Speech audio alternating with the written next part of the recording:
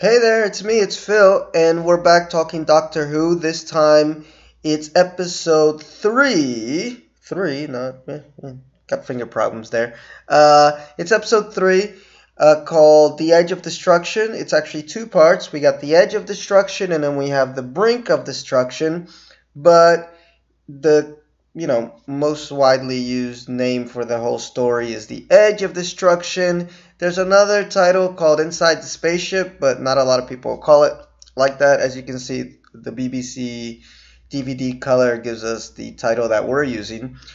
So before we go on, thanks everyone that's watching these. I haven't even done a lot of promotion for them yet, so if you're watching this now before the promotion, you're awesome. Hopefully after the promotion we'll get a lot more views, but share with your friends, with your Doctor Who friends, especially fans of the new adventures of Doctor Who. Get them interested in some of the classic Doctor Who stories, because there are some really great ones. This one may not be one of those really great ones, but there are some really great ones, and we'll talk about that in a second. Also, like and subscribe. Look, it's right there. Like and subscribe. There's buttons there that you got to press and click, and it's not going to hurt you to subscribe to the page and get some other reviews. I usually do Star Trek Discovery every week and The Walking Dead every week. If I have a little bit more time, I'll start doing general reviews of just things that I've been watching, and I've been watching a lot of weird stuff lately. So in all types of genres, not just sci-fi. Sci-fi is my favorite, but I don't just watch sci-fi. So you can also follow me at brezusa.wordpress.com. But let's get to it. That's enough propaganda, right? This is not the strongest episode. And as I was watching it, and this is actually the second time I've watched this episode, and I thought to myself, this is historical for one big reason. It's probably the first Doctor Who filler episode. And then I went to the wiki page to find out more about the episode, and it actually does say at the very top, it's not there on the screen, but at the very top, this was actually supposed to be a filler episode because the producers, they weren't sure if the show was going to be a success, so they just made a little episode to just slip in there. And you can tell the plot line is very, very, very slim to none. It says there, the plot, that there's a small explosion, which we see at the end of the Dalek episode. Oh man, somebody's banging away outside. Sorry about that, guys. And everybody's rendered unconscious. They're on the floor, and they have this amnesia. They all turn against each other, and we'll see in the end, like, why this is happening. It's just like ludicrous, but whatever. It's the whole episode is set up inside the TARDIS. There's the title sequence to the beginning of the episode where the Doctor's lying on the ground, and I kid you not, they have the Doctor on the floor, pretty much in that position, for about 10 minutes, which is crazy. But, and this is the other value of the episode, it allows for Barbara and Ian to really develop as characters. And we're going to see that the Doctor really treats them like crap for a lot of this episode. And he's really insane, like really mean to them. But in a way, it helps construct a bond between them due to how mean he is and how they react to his meanness. But the episode itself, it's kind of all over the place. In the beginning, you see that they all have a sort of amnesia. They're acting kind of weird. There's the Doctor on the ground, like I had said. Ian can sort of remember where he is, but not. Barbara starts the episode like Chesterton? Are you Ian? Forgive me if I mispronounced his last name. Susan's totally insane. She's all over the place. So you think it's kind of building up to something cool, So much so that I think right there where I took that screenshot is where Susan is theorizing that something entered the ship, because the doors were open. And they even have this scene where, like, where could it hide? Well, it's probably hiding inside us. So you think it's got this Invader of the Body Snatchers thing going where they're going to be controlled by some alien force. But we'll find out later that it's not really that. But everybody does go kind of nutty You see Susan there with the scissors. She uses it twice. In the first one, I think she's about to stab Ian. And in the second one, she confronts Barbara. Or Barbara confronts her. It's like, man, are you going to give up the scissors? And she's like, no, so, yeah, whatever that's about. But it doesn't lead to anything. And it doesn't really explain why it is that what happened with the ship is driving them that nutty. But they all do just kind of turn on each other in this episode. And eventually they do fix the doctor up and they give him this nifty little headband, which Susan explains there's a whole science to it. Like, when the colors, turn a certain other color, that means that he's healed because he's got a gash on his head. And the doctor suspects that Ian and Barbara tried to sabotage the ship, and it's just all over the place, guys. It's a weird episode. 2 episodes. Thank God they only made 2 of these. I kind of fell asleep during the second half. The first half kind of grips you because you think there's actually some type of alien force that entered the ship and is kind of screwing with their heads. And speaking of headgear, Susan also has some weird headgear. And you see she's all sweaty. I guess they put some Vaseline on her. And doesn't really explain the motives of why everybody's going nuts.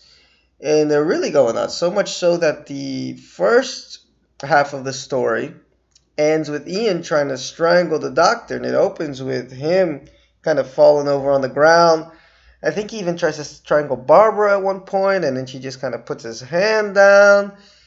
And this scene is great where the doctor's kicking him off with the TARDIS. He's like, I'm going to leave you right here. I'm not even taking you back to England. And they're like, we don't know what's out there. He's like, I don't care. You're leaving. So that's a great doctor scene. But he's being a really, really nasty guy to Barbara and Ian in this episode. He really doesn't trust them. You'd think that there was sort of a bond between them after what happened in the Daleks. And Barbara's great. And we'll get to Barbara in a second. She's the standout of this episode. Because she stands up to him. It's like, if anything, you should be down on your knees thanking us because we saved you, especially with that whole Dalek business where you tricked us into going into the planet and we saved your ass. And he doesn't have much to say, about that. But I like that she stands up to him. And then we get the turning point of the story where the doctor's just kind of standing there and actually, just a couple minutes after he yells at them and kicks them off the ship, he snaps and he's like, no, wait. You're not to blame. We're all to blame for this. And you're like, what's going on? And then he has this moment. Again, it doesn't really explain how it is that he had this eureka moment, but he figured out what's wrong. And he stands there in front of the TARDIS. And it's just a beautiful, beautiful scene. I mean, let's go back to the wiki plot and we'll find out here that it says that second paragraph. Gradually, it becomes clear that the strange events are an attempt by the TARDIS itself to warn the crew that something is wrong. Barbara's clue gathering forces the Doctor to trace the problem to a broken spring in the fast return switch. The malfunction is causing the TARDIS to head back to the beginning of time. The strange events were just an attempt by the TARDIS to warn the passengers before the ship is destroyed. Fixing the switch brings it all back to normal. Though the day is saved, Barbara's still affected by the Doctor's words and they make up. But yeah, that's literally what it is. Look, they got the fast return button. The spring is gone. The Doctor's nifty little flashlight is used again that we saw in An Unearthly Child. And he even uses the flashlight to explain to Barbara the mechanics of springs. He's like, if I click this, it turns on. And I let it go, it turns off. But if I turn it off and the spring gets caught, the light would still be on. So there's a spring that got caught in the TARDIS. And it brought them out, all over the place in time, eventually to the beginning of time, and apparently this affects people's brains. I guess it would, who knows. But It's a very flimsy story. It's a very flimsy story, but important for two reasons. One, of course, like I said, it builds the trust between the Doctor and the companions. He realizes he was wrong about them. He can trust them.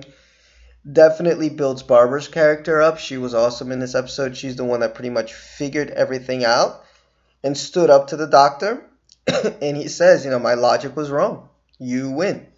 Which is very rare for the Doctor to do, even in his nicer versions. So that part was cool. That it showed that the companions and the Doctor were actually going to be working as a team. And another important thing, number 2, is that it showed that the TARDIS is kind of sentient. And of course we see that even now through New Who, that sometimes the TARDIS takes you where you want to go, where it wants you to go. We actually have a line of dialogue in this one where Ian's like, where are we? And you expect the Doctor to say, no, the question should be, when are we, right? Because it's a time travel show. But instead he says, why are we? Because you get that notion that, hey, the TARDIS sometimes has a mind of its own, and it's going to take you to where you need to be in order to do something important. So that's cool. You're sowing the seeds to that in this episode. But again, you kind of maybe drink a lot of Coke. Don't do a lot of Coke, but drink Coca-Cola and maybe some coffee to get you through this one. It's not the most exciting Doctor Who episode, but again, used as a filler. It was a filler episode. So, yes, minimum budget. And they used a lot of budget, I think, for that Dalek episode. So, I give it a 2 out of 5. A 2 out of 5, which, it's wibbly wobbly, but it's still, you can still kind of get through it. The next episode we're going to review, I think it's much more enjoyable, and I give it higher marks from what I can remember of it, because a lot of these I watched about 2-3 years ago when I was just doing a first Doctor run through, and I should have done these videos then, right? That would have been smart, so I don't have to rewatch everything. But it's fine. It's good to see these again. So thanks for watching. This is a very short video compared to the others. Please like and subscribe. You can go on my blog, brazusa.wordpress.com. It's right there at the bottom. I'm also on Facebook at The Bridge Point. Okay, that's my personal page where I post music, I post reviews, I post a whole bunch of stuff on there. And also I have another page on Facebook called The Entertainment Point. The Entertainment Point, where it's just anything that entertains you. We post art stuff, and then that's just an open page. People post everything there. Art, music, movies, whatever, memes, funny memes. And just as long as everybody treats everybody with respect, we all have a lot of fun over there. So, thank you. And hopefully I'll be back soon with episode 4, where we will be traveling back to a historical period in, obviously in Earth's past, right, if it's historical. Marco Polo.